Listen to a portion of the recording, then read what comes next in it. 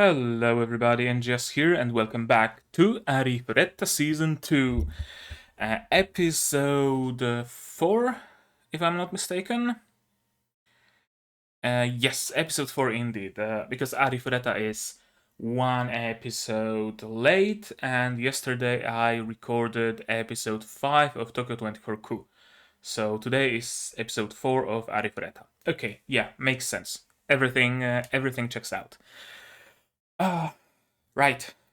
I bought myself some coffee because I had a Patreon payday, a large caramel latte.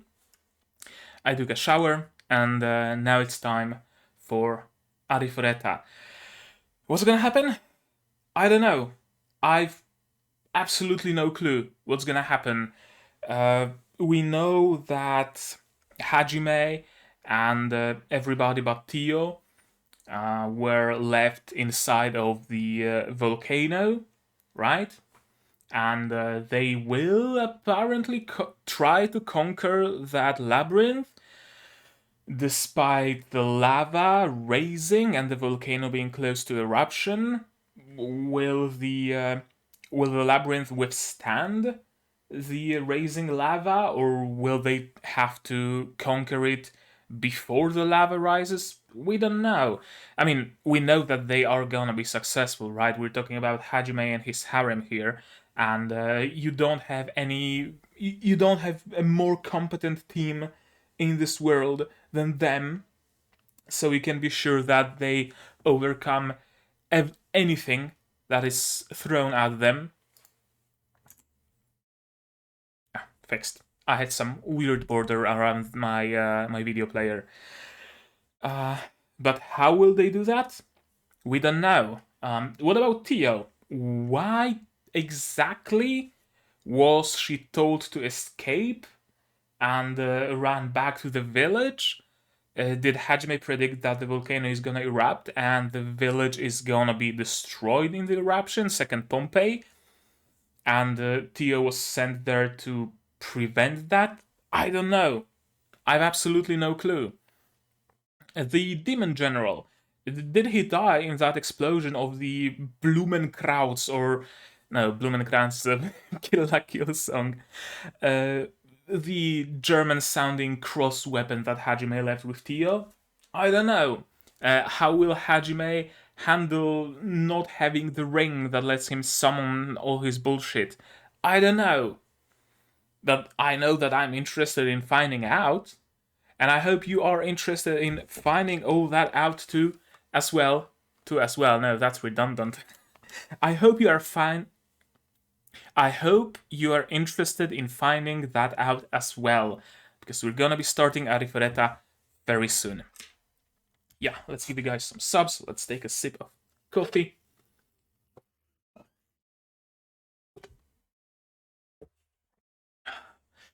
Ambrosia. I'm usually a tea kind of guy, but I have to have my one coffee a day. One coffee a day I have to have.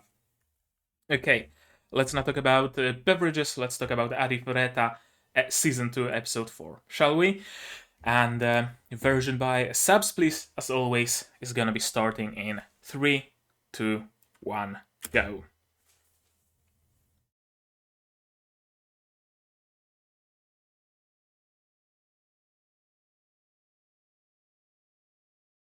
This actually looks good. Holy shit. Probably because of the layers of sand, but it actually looks good.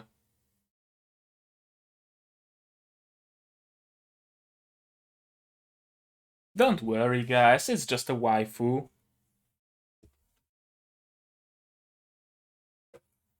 Gotta poke a hole in that cup, because I can't drink it easily.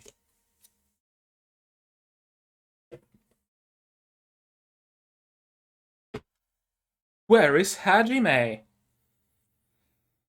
Of course.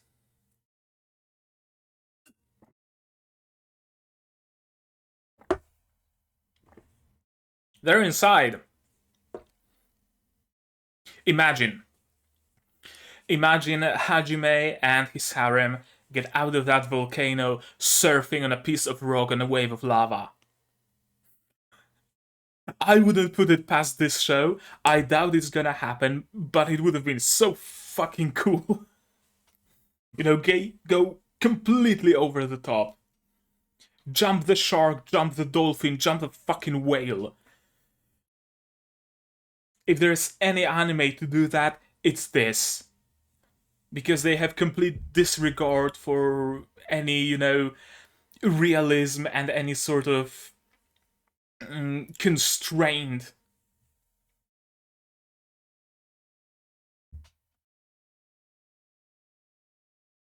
And I'm still in awe of how good this OP is.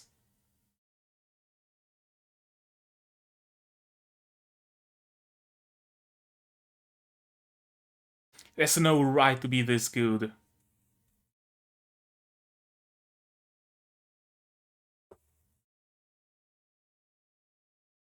Arifureta is definitely a comeback story.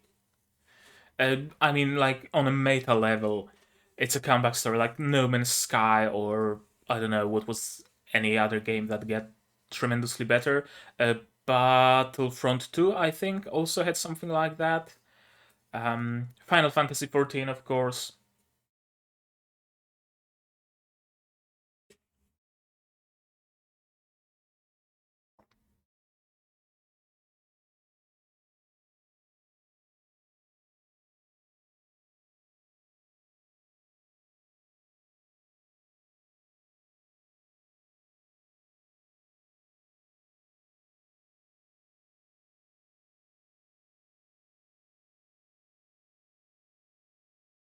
And she was hopeful that it's gonna be something like, tell my wife I loved her.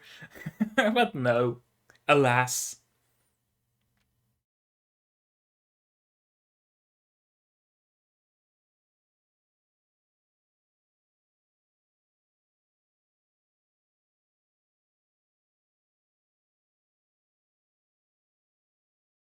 Okay, what is it exactly that you need to do though?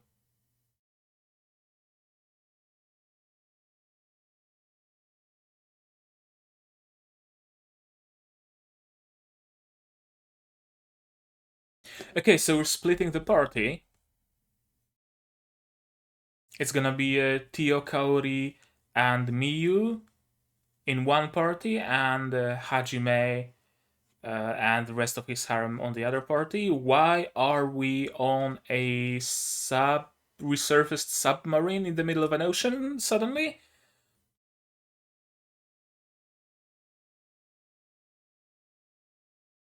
Did I miss an episode?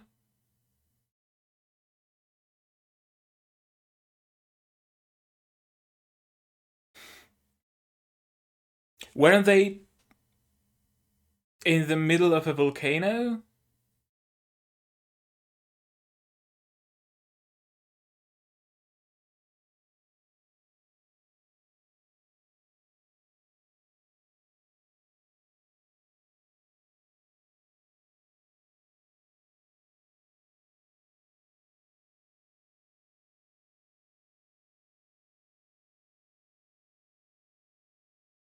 Fucking nympho.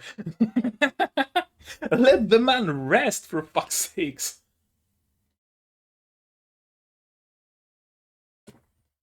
Now we're inside of the volcano.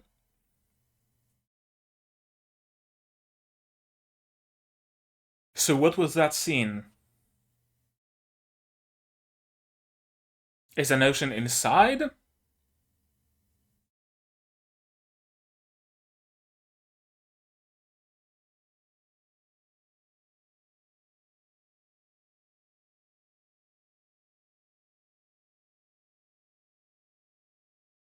Is this something that will teleport them in the middle of an ocean? This magic circle? Oh, yeah, similar circle was in the first labyrinth they conquered, right? And that let them teleport outside. And Hajime summons a similar circle when he summons his vehicles. So I'm assuming it will teleport them into the middle of the ocean. If they solve a riddle?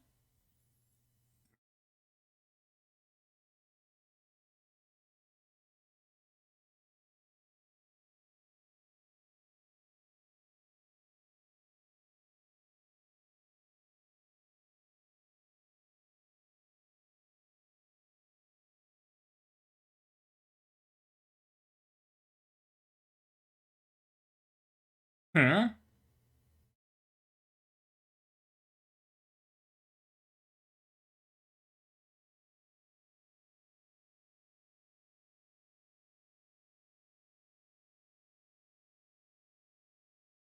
Okay, they fucked up the spatial magic and landed in the middle of an ocean. Understandable.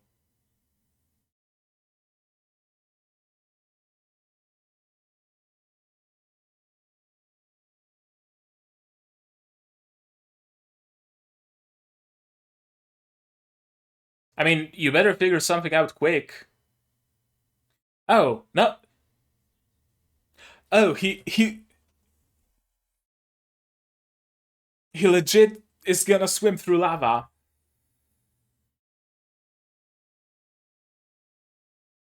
in a fucking U-boat.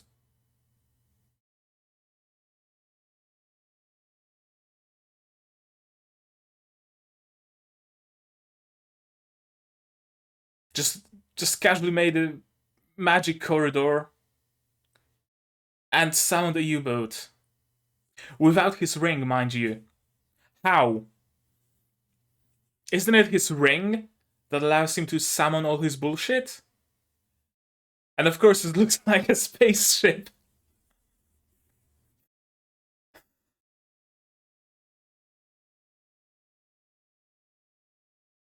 And of course, it can fly.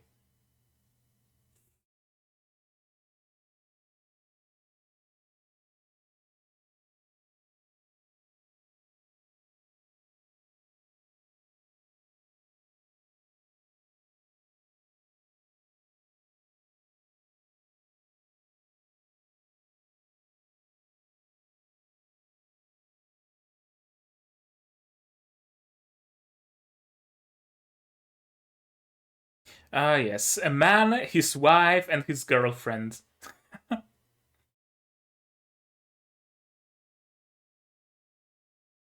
Okay, so that's how they ended up in the middle of an ocean. An underwater eruption.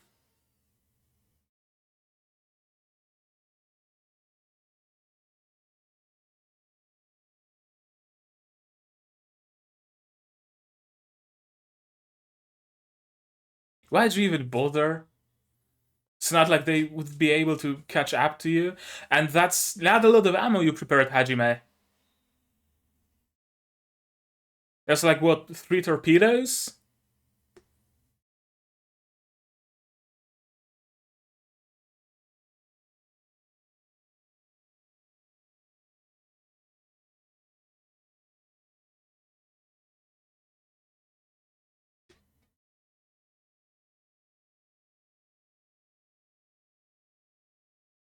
I mean, why? Their boat is literally made of metal and super fast. They were outpacing those sharks no problem. Why even bother attacking?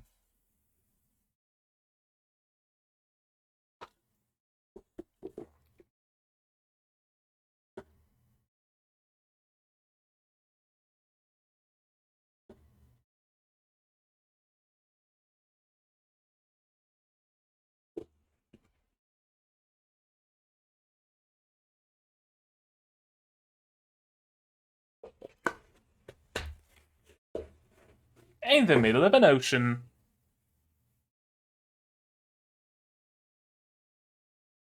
Yeah, exactly. Treasure Trove is with Theo, so how the fuck did you summon this?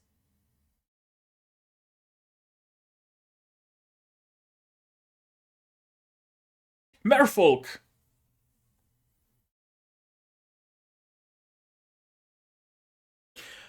I'm guessing they're gonna meet up with the rest of the team?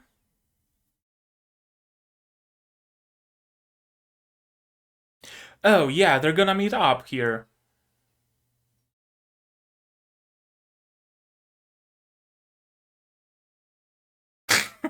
Slap a man with a fish.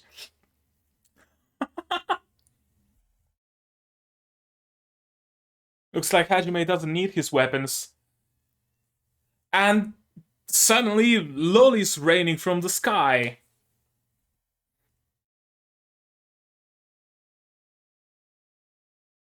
It's raining men. Hallelujah, it's raining men.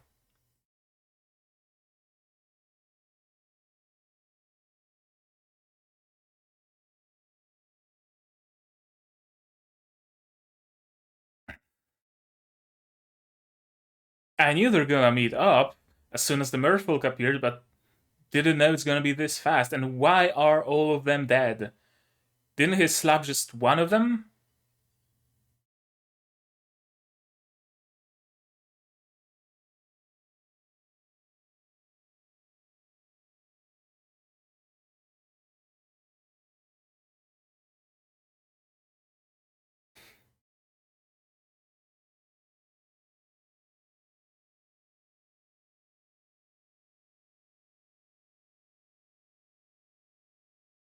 Yeah, pat the hat. Hat pats. Kaori deserves all the hat pats.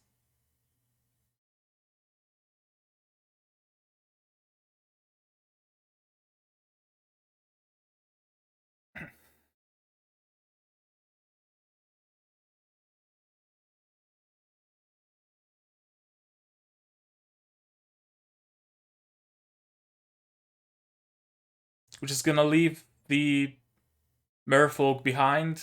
Oh no, we're taking their dead bodies with us as a trophy.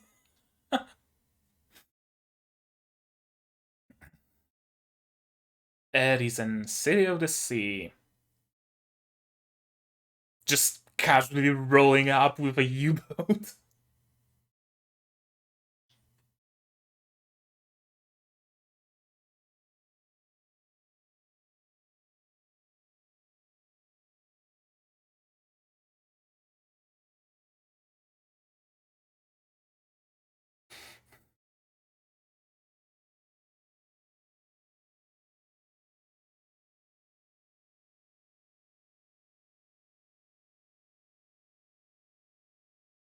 Okay, question.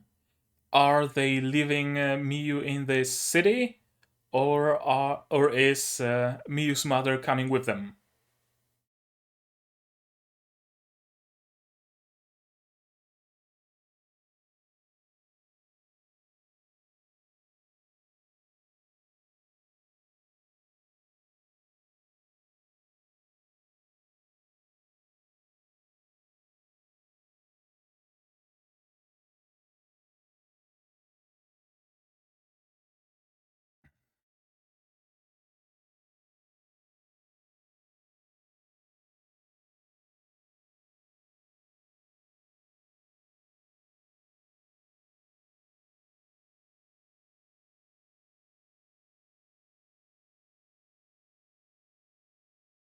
She's coming with us. She's a waifu. She's coming with us.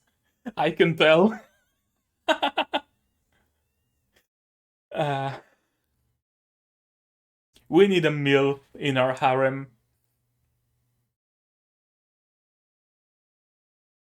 You're just not gonna question anything?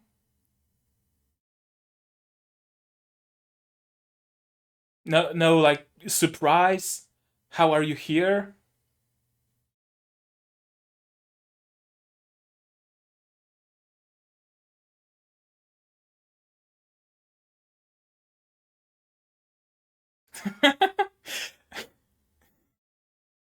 Well, that's awkward.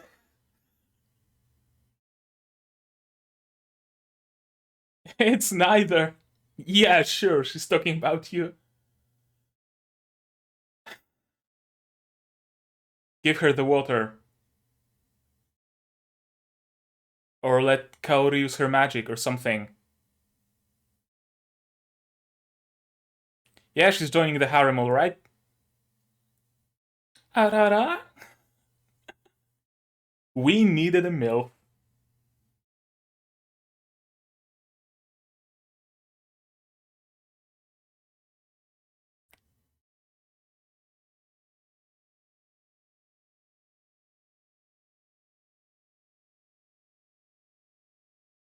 So that would mean it hasn't been that long.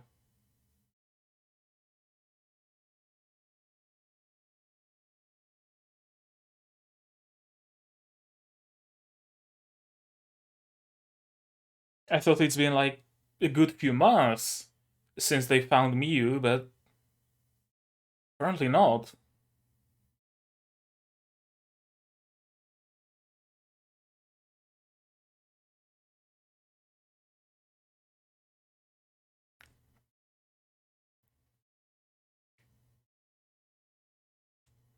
We have time.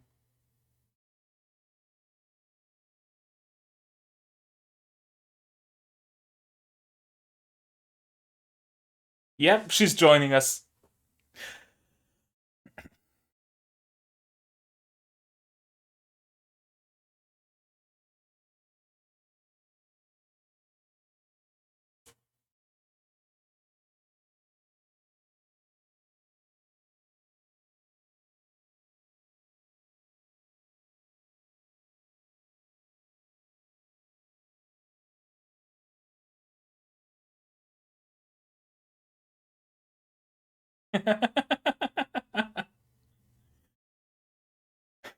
You're staying in this house whether you want it or not.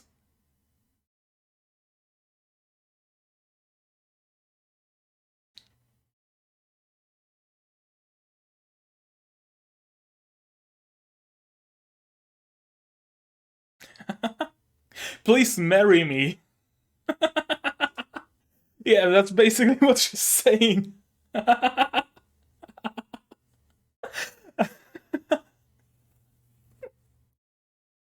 uh, it's high time I get a new one.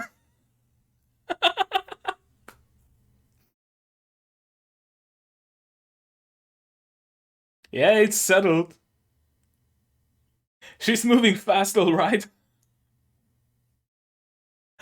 I love it.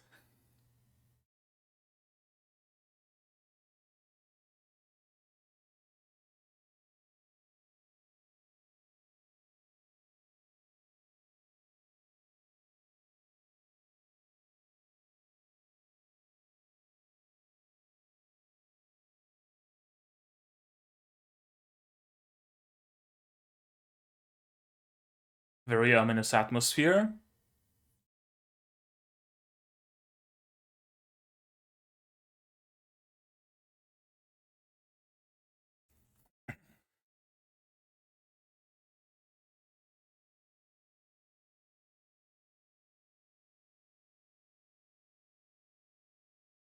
Uh, I don't think he ever forgot. Yeah. And +1 to the harem.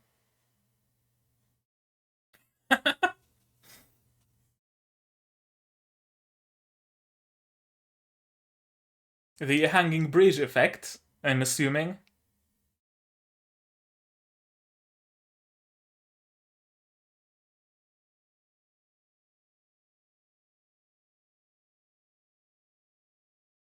Uh, right, Hajime gave her the uh, holy water with a kiss or something like that.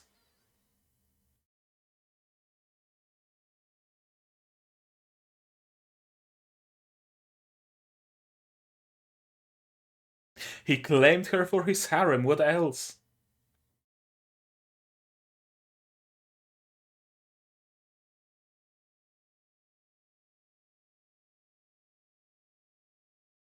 I mean, not like it will bother him any. So,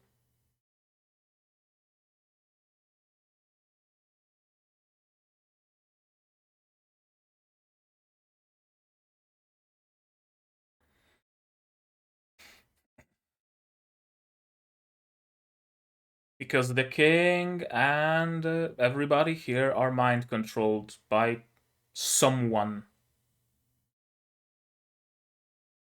Yep. Yep, they're being mind controlled. I'm assuming by the god of this world? Or by some other entity?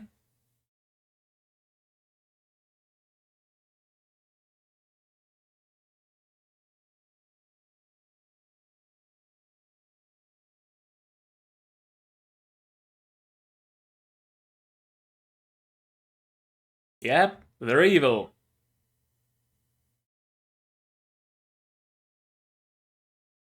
Speak up before you're dragged into the dungeons.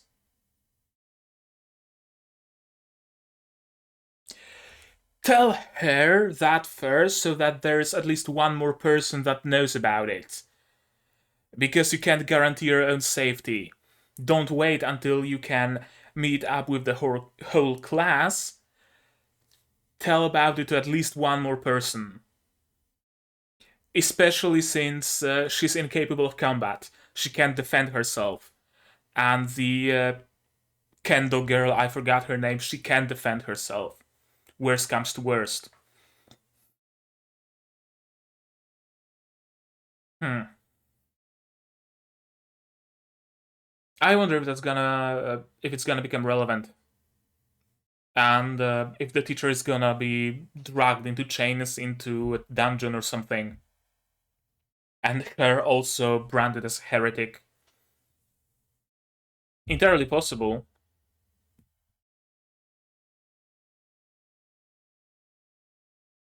That was a cool episode.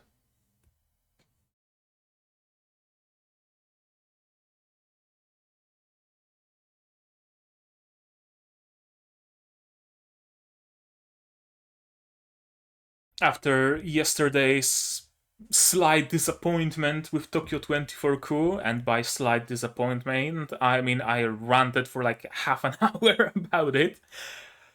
It's nice to see a good episode like that, you know?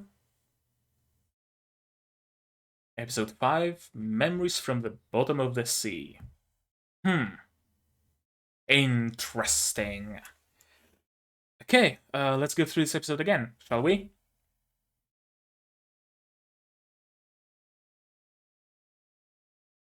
There we go. There we go. He arrives and it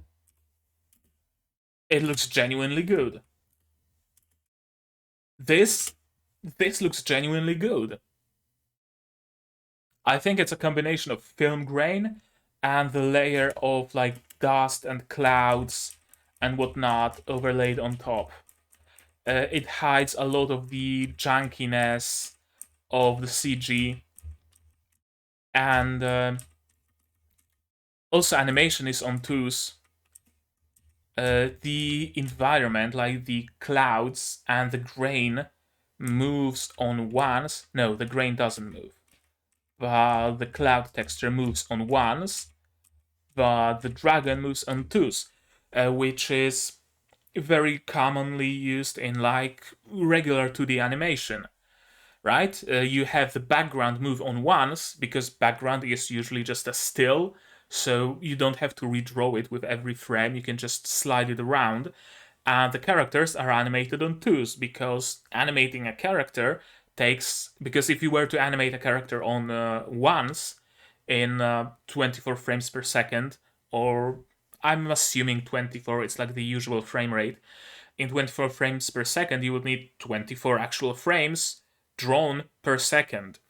If you're animating on twos, you only need 12. So it's much easier. For the background, you just need a single background and you just slide it around.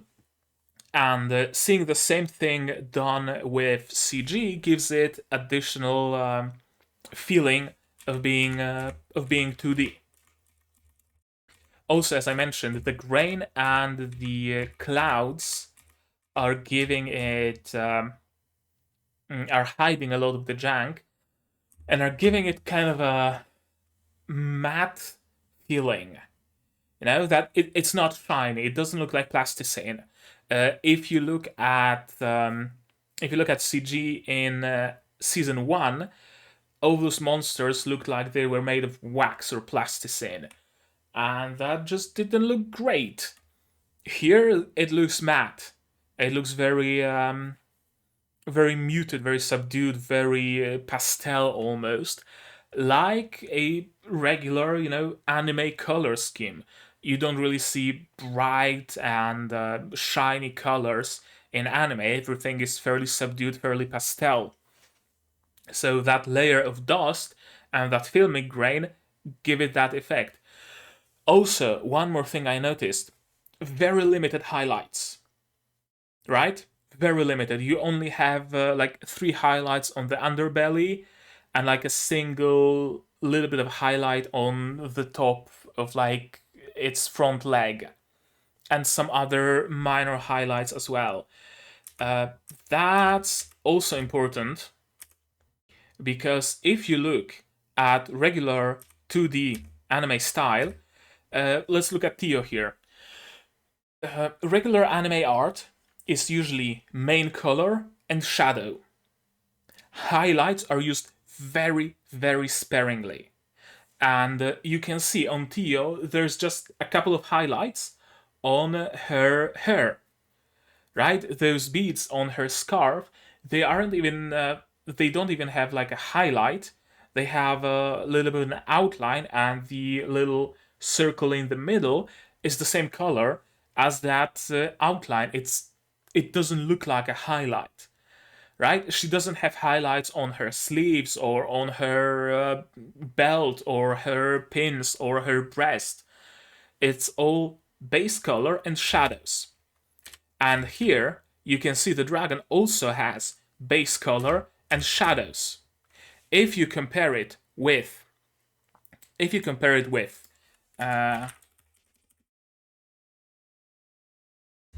Arifureta season 1 CG, images, and okay, maybe let's remove season 1, Arifureta CG. Yeah, Arifureta CG. That's what I wanted to see. Come on, open up already, would you? Open image in new tab. Thank you. Okay. How should I do that? Let's move OBS here. Window capture. Arifureta bad CG. Oh, there you go. You can see it, right?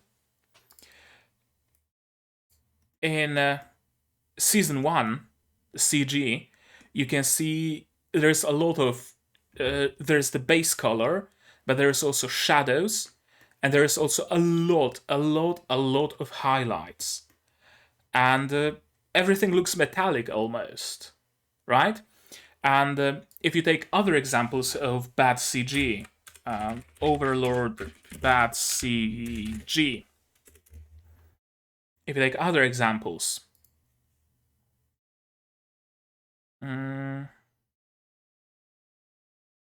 yeah, here the children or whatever they were called, right? You also have a lot of highlights. On the Dead Knight, on the Death Knight, you also have a lot of highlights. On the goblins less so. It's mostly base color and shadows. The junk of goblins stemmed mostly not from the fact that the art, the models were bad, but the goblins in Overlord were janky because they were like perfectly synchronized. There was no variation in their movements, and they just moved super jankily. But in general, if you see some bad CG, it's mostly bad because of those additional highlights.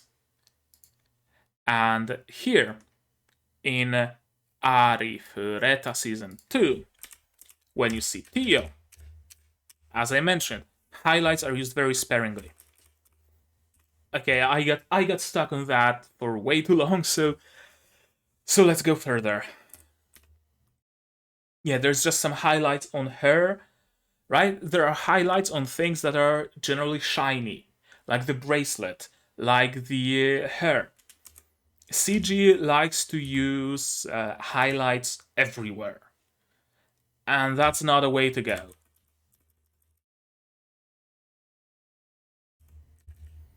Is there some other example of bad CG in the OP, maybe? No, the GP is fairly good because, again, there aren't any highlights. There's base color and there is some shading. Yeah, Hajime is still in the labyrinth, but he's joining us soon. And why don't we move to bring Miu back home? See, this U-boat. It also looks good because there are minimal highlights. And it's made of metal, so the highlights that are there make sense. It's supposed to be shiny.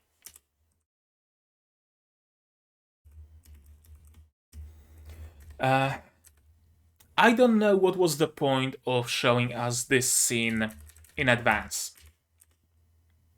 No, I understand like time skipping in like the first episode of an anime because you want to grab the viewer's attention, and so sometimes you start an anime in medias res, and then in episode 2 you go back to the very beginning.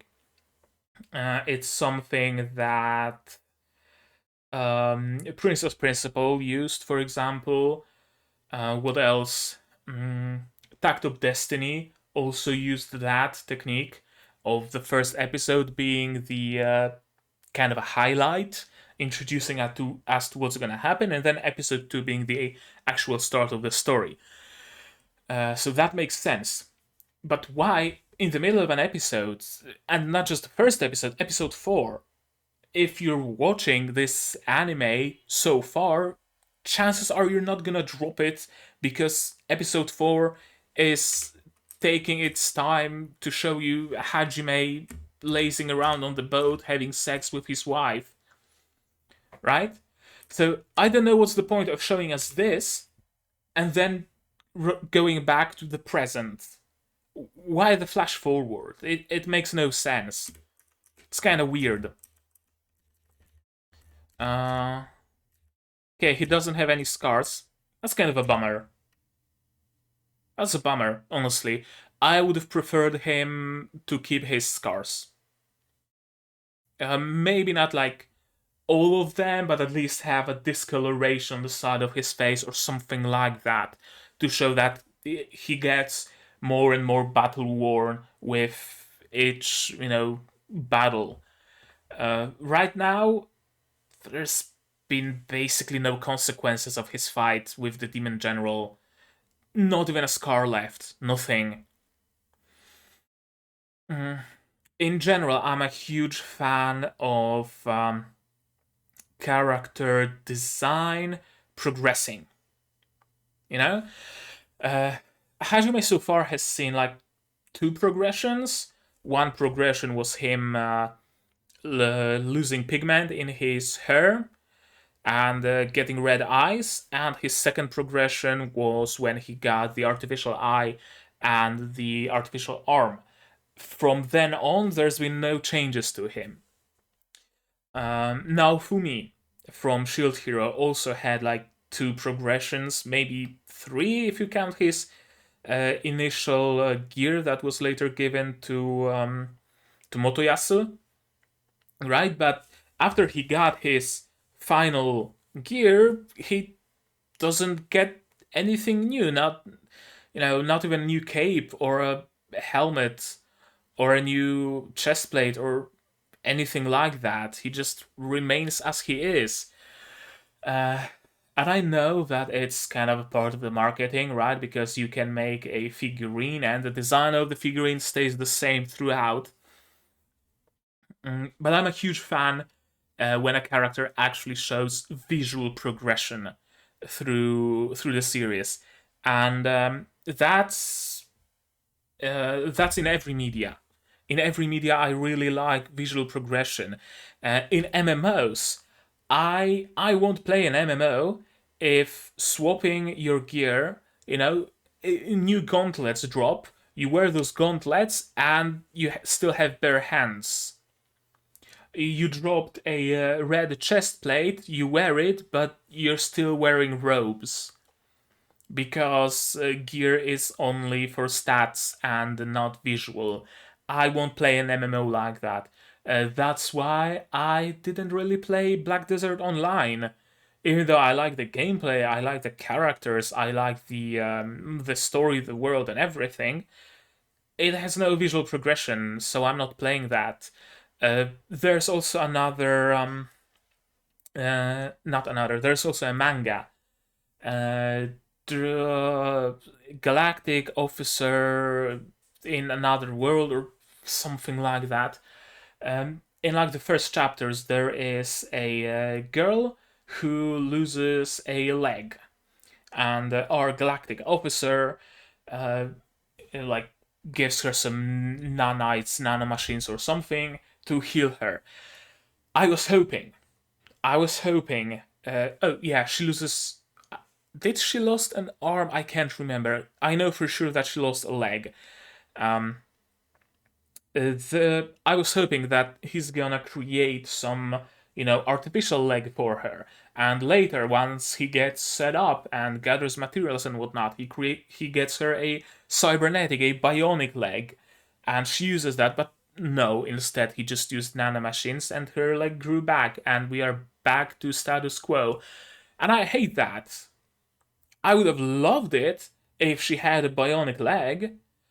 Like, don't make it apparent, don't make it even fully relevant for the story, but let her have a bionic leg and sometimes make it relevant, right? Someone cuts her with a sword on the leg and the sword bounces off. And whoa, what's going on? Why did it happen? And she reveals that she has a bionic leg. For example, right? Not something that's super important to the story, but something that is a part of the story. I don't like the lack of changes in characters. That was my point. So I don't like that Hajime healed his scars. At least something should have been left. And I also wouldn't mind him upgrading his equipment. Upgrading his arm maybe a little bit, making it glow, adding some spikes, something. But no, I have a feeling that every single character here will look exactly the same throughout the entire series and throughout the entire manga and throughout the entire light novel, and nothing will change about them, because that's just the way of Japanese media. Apparently, that once a character has an established look, they don't change that. I might be shitting on comics. I really like shitting on comics because some like Western comics, because some stuff in Western comics is like ridiculous. If you want to start reading about the adventures of Ultra Guy, then where do you even start?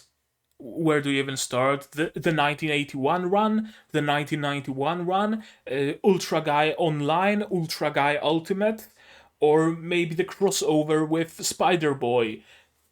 There's been like 17 reboots and 13 alternate universes. Where do you even start with Western comics? But there's one thing that Western comics got right.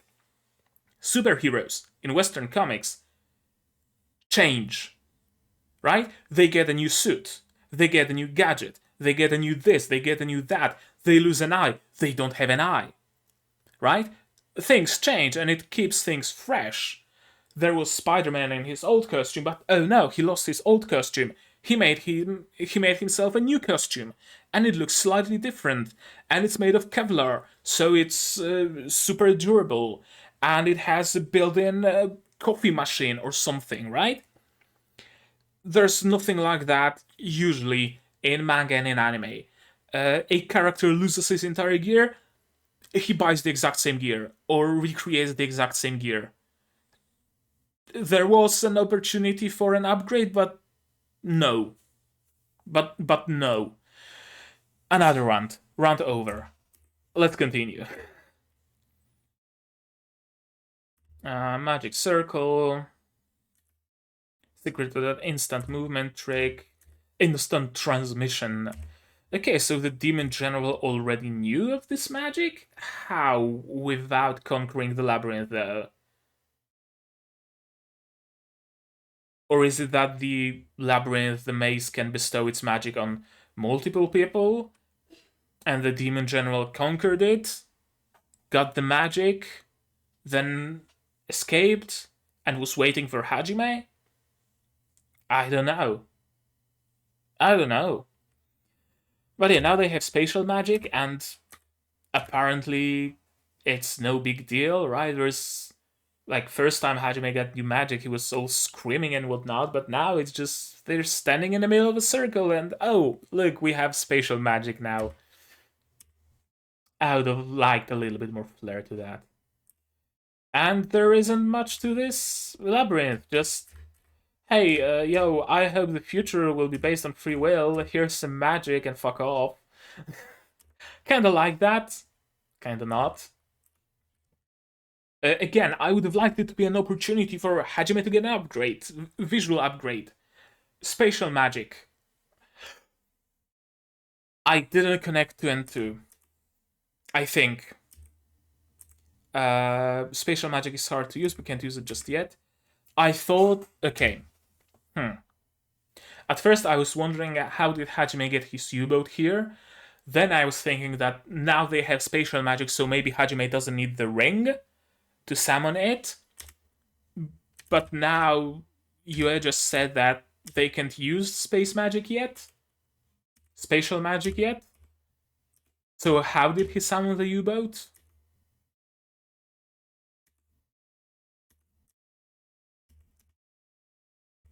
I don't know.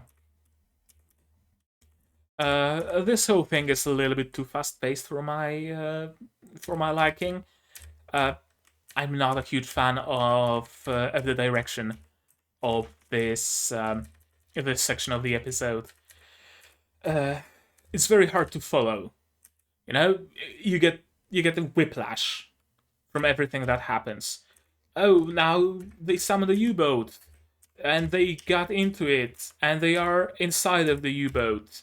And they're flying up, or are they being dragged down? But the lava is going up, but oh no, they're going down. Let's charge some magic. I'm with you, we're gonna die together. Explosion underwater, sharks, torpedoes, vortex, drink my blood. Ugh. What? What just happened? You know? So much stuff happening in such a short span of time. And the result of it all is that they're safe in the middle of an ocean, and we're going back to that flash forward. But not a huge fan of pacing of that little bit. And now we're eating fish. And now Merfolk attack. And I love that Hajime just slapped him with a fish. Yeah, just he doesn't need his ring. He doesn't need his weapons. He just needs a big fish.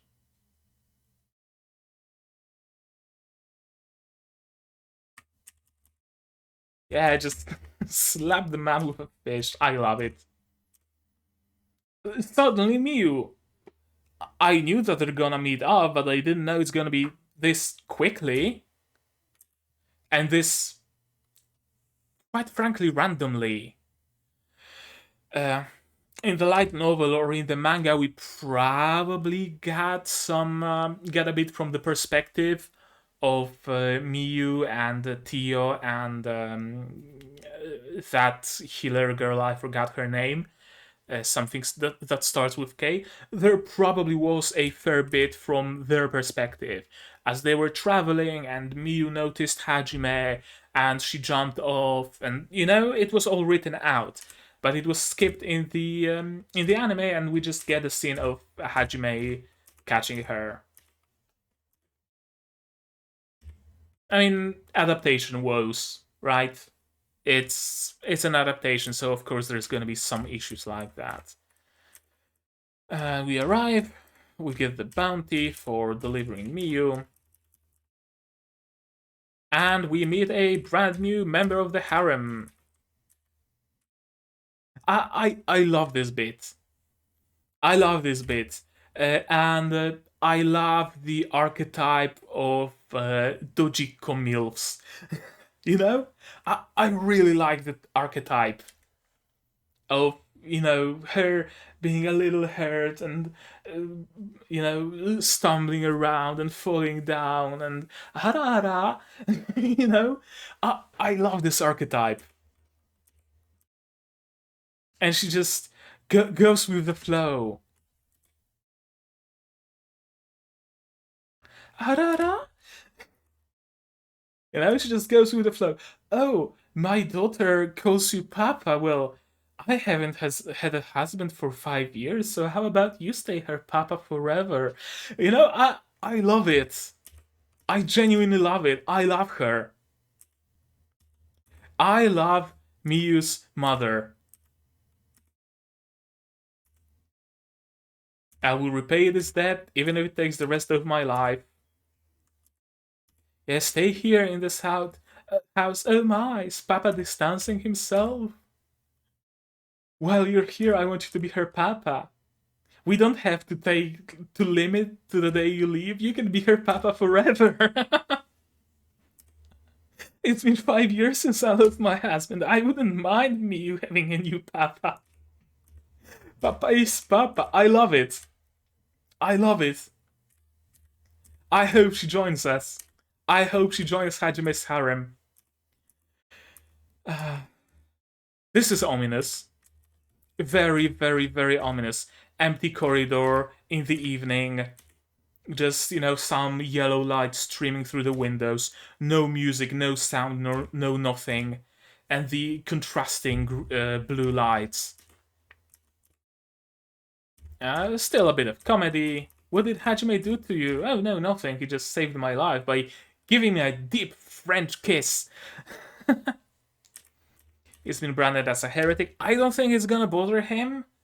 I'm assuming it has the result of he goes into a city and he can't get I don't know, housing or something because he's a heretic, or the town guards chase him out or something. But he doesn't need to go to big cities. Let's face it. Let's be honest here. There's the bunny village. That's basically like his. There's this merfolk city that can give him all the resources he needs. There's all the villages that he saved. Well, one village that he saved that also won't deny him service. So him being branded as a heretic shouldn't really bother him. Now I understand that someone will probably be sent after his head. Perhaps even one of his classmates. That will be interesting to see. Maybe even her. So it would be cool if she joins the harem. Yeah, something cool might become of it. Maybe not. It remains to be seen. They're denying the goddess of fertility. Yeah, there's something wrong. They seemed odd. They seemed very, very odd because they're being mind controlled, I'm assuming, by the god of this world. And that's the secret that Hajime revealed, that the god of this world is actually evil. And is the Mavericks who build the labyrinths that are good.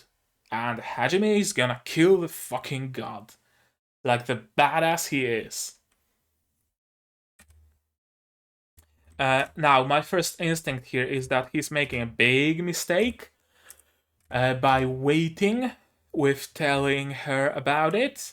I'd like to talk to you all about this as soon as possible. She shouldn't have waited. She should have told her about it right here, right now, while she has the chance, because she might be dragged into the dungeons very soon.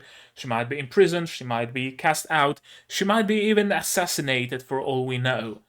Right? Because she knows the truth. I don't think anybody else knows that she knows the truth, but just in case, you know, you know the rule of 3 to 1 of data backup. 3 backups in 2 different places, one of which is offsite. The 3 to 1 rule. Right now, there is just one copy of the data in one place in what we know now is basically enemy territory. So, I don't know if it's gonna become relevant. I don't know if she's actually gonna be put into danger because of that. Maybe not. Maybe she will just, gather all her class and be open with them and tell them about it, and that's gonna be it. Or maybe she will be dragged in the chains. Could go either way. Could go either way. And that's it. That's the episode. That's episode 4 of Arifureta, and episode 5 will be coming out next week. And I'm gonna be waiting for episode 5. I'm invested. I really like Arifureta now. Now, I liked season 1 of Arifureta, but I liked it kinda in the ironic way, kinda. In the way that you like bad movies. I really like bad movies. I've seen a lot of bad movies with my friends, and they are the best kind of entertainment. I tell you, the absolute trash bin garbage fire of movies are the best entertainment. Uh, Ridiculous, over the top Bollywood movies without any translation are the best. We're watching them, we don't know what the fuck is going on, we're making up our own stories. And that's that's a great idea for meeting up with friends. Play some Bollywood movies without any subtitles. And just make up the story as you go while eating pizza and drinking hard cider. Best time of my life. And I liked season 1 of Arifureta in that way. Where it was just so bad, it was almost good. You couldn't help but laugh every time some CG appeared on screen. But now, in season 2, Arifureta is genuinely a good show. Like, genuinely actually good. Now, you still have to get into it with the knowledge that it's a parody, right? That it's not taking itself seriously. But if you have that knowledge, it's an amazing show that I would recommend to everybody. And I hope, while watching season 1, I didn't know that I will ever say those words, but I hope season 3 will actually be a thing. I hope that season 2 of Arifureta is a success and they make season 3. Because it's such a breath of fresh air to see an isekai anime that's so over the top, but is fully aware of being over the top. Hajime is fully aware of the fact that he's a fucking edgelord. From what I heard, in the light novel, when Hajime prepared his artificial arm and his clothes and everything in the first labyrinth, and he looked at himself in the mirror, he like went full depression at how ridiculously edgy he looked, and he spent time laying in his bed depressing over it, and it took Yue to get him out of this state. And I love that. It's yeah, it's a needed, very much needed breath of fresh air in the isekai genre. I really, really appreciate what Arifureta is doing, and I really, really hope that it will continue doing it. Yeah, I think that's gonna be it. I think we should end it here. But you guys tell me, what did you think of this episode? Do you like the fish MILF? I hope you like her because I really like her, but maybe you have different taste. I don't know. Maybe you prefer Mew. Hey, I don't judge. Tell me all about it in the comments. Did you like my reaction to it? Also tell me about it in the comments, or tell me about it on my Discord server, which is open to everybody, and you're welcome to join. Link down in the description. Like this video if you liked it, dislike it if you disliked it, but tell me why so I can improve. I got a dislike on my the Dragon Maid Season 2 OVA, and I don't know why. What did I do wrong? Tell me about it, guys. I can't fix my mistakes if I don't know what the mistakes are, right? It makes sense. If you really like what I'm doing, you can go one step above and beyond, leaving me a like, and you can support me on Patreon, even for just $1 a month. You will get access to a role on my Discord server and a secret channel on that server. And for $10 a month, you get early access to non-seasonal shows. This season it is Symphogear, and I think I might release this episode of Arifureta a couple days early on my Patreon as well. Who knows? We'll see. Subscribe to the channel, of course, if you want to be notified of future releases. Not only Arifureta, but also Frontline, Tokyo 24Ku, Symphogear, and Sabikui Bisco. If you're interested in those, click the bell icon so you get notified when they release. Share this video if you know someone else who would enjoy it. Spread the word. It really, really, really helps the channel if more people know about its existence, you know. Yeah. And that's gonna be it. Join the Discord, comment, like, subscribe, all that jazz. You know what to do. I've been saying that in every episode. So, as always, that's gonna be it from me for today. And as always, do all the good stuff. And I'm gonna see you guys in the next one. Cheers. And this is another thing you get when you join my Patreon, a place in the credits, no matter the tier you subscribe to.